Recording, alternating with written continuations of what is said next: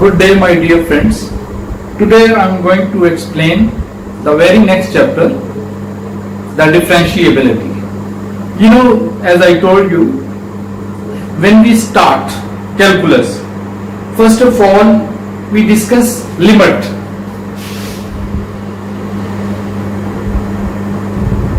This I already have explained in my previous video.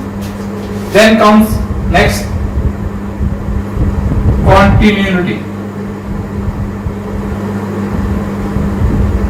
and now third one is differentiability.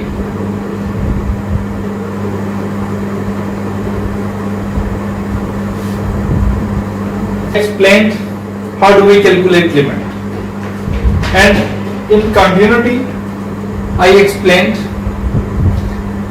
that your limit must exist from left hand side and from right hand side and at that point particular. If these three things exist, then you can say that this function, any function, is continuous. Now today's topic is differentiability. This basically, when we check differentiability, we must understand two basic things. First, rate of change. I will say average rate of change. Average rate of change. You know, average rate of change means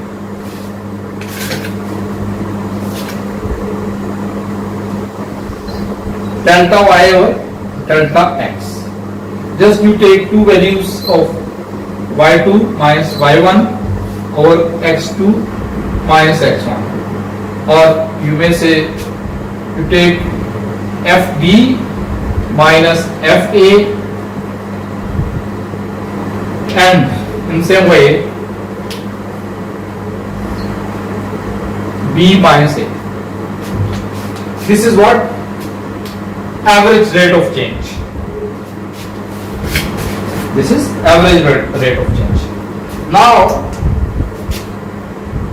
next you must understand instantaneous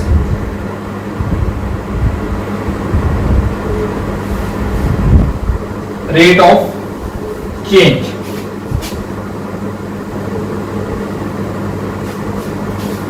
Instantaneous rate of change means you use the concept of limit. You calculate x plus h. You may say fa plus h minus fa, and then a plus h minus a, same way, but h must be 0. This is instantaneous rate of change. So whenever you are given any function and you want to check the differentiability for that, first of all you will calculate instantaneous rate of change. I mean, you will calculate this from your left hand side,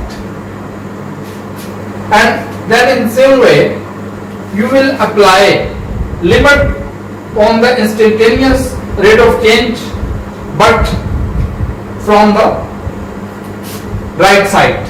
I mean, h approaches to 0 plus a plus h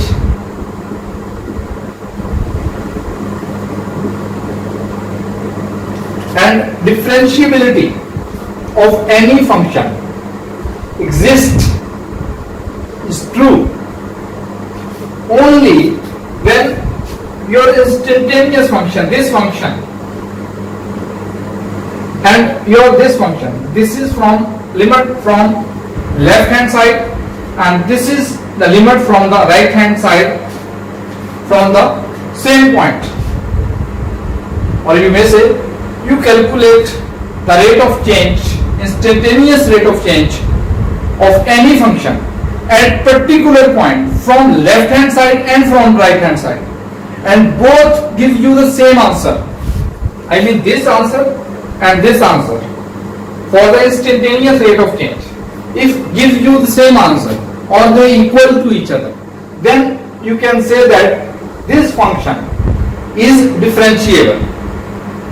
So if it is not necessary for any function that if it is continuous then this must be differentiable. No.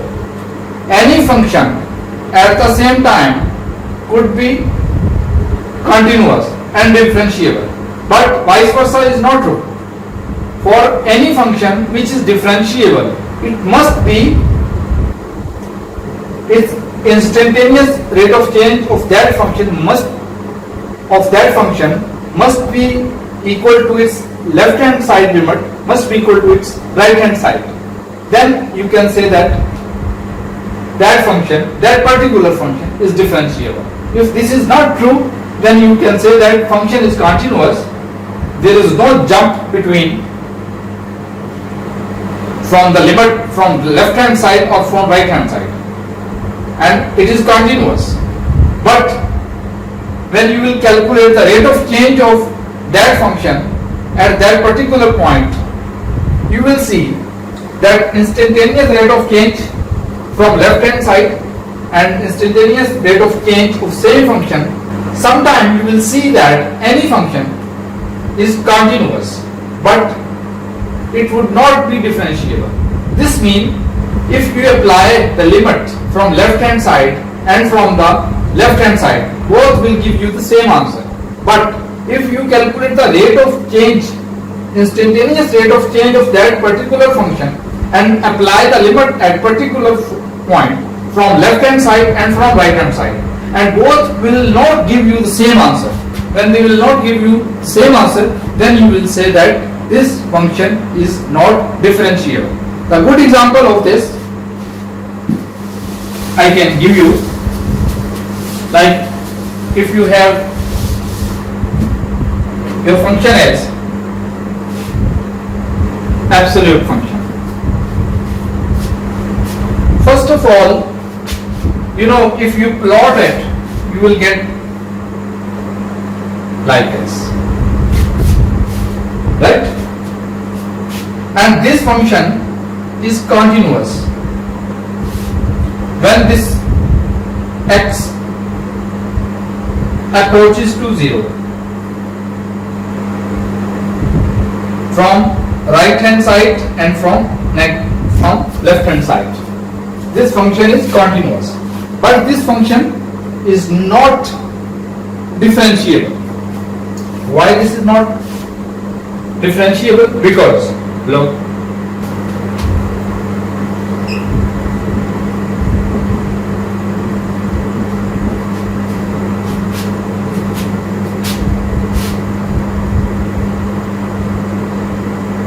this means this is fx x when x is greater than 0, and this is minus x when x is less than 0. This is absolute function. Now I will calculate instantaneous function for this. X plus h minus fx, and then x plus h minus x. You know, this would be x plus h. I'm using this one.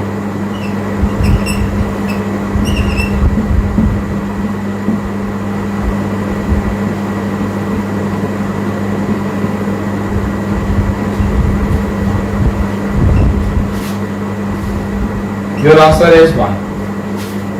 And in the same way, if I will use this function again, fx plus h minus fx over h, but at this time I will use 0 minus. Then this would be this one. This would be this one minus x plus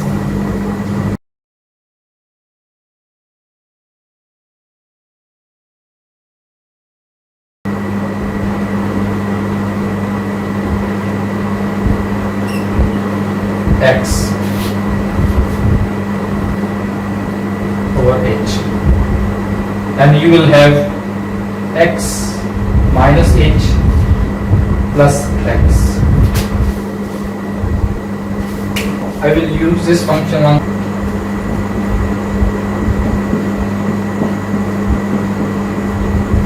and then h, but this time I will calculate limit h minus. Now x plus h would be this one.